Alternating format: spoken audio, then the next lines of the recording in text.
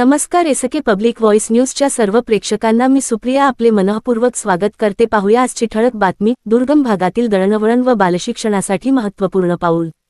आमदार आमोशादादा पाडवी यांच्या हस्ते अक्कलकुवा तालुक्यात विकास कामांना गती.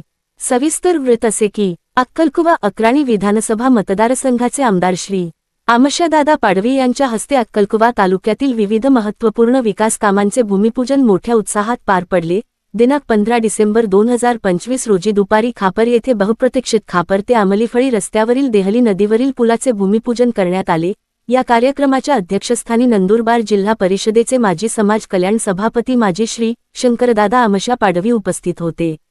याच कार्यक्रमात आमलीफळी ते चांदपूर रस्त्यावरील काकड नदीवरील पुलाचे तसेच कोराळी भाट्याफळी येथील नवीन अंगणवाडी केंद्राच्या भूमिपूजनाचाही समारंभ संपन्न झाला. या विकास कामांमुळे दुर्गम आदिवासी भागातील दळणवळण सुलभ होणार असून बालकांच्या शिक्षण व पोषणासाठी आवश्यक सुविधा उपलब्ध होणार आहेत.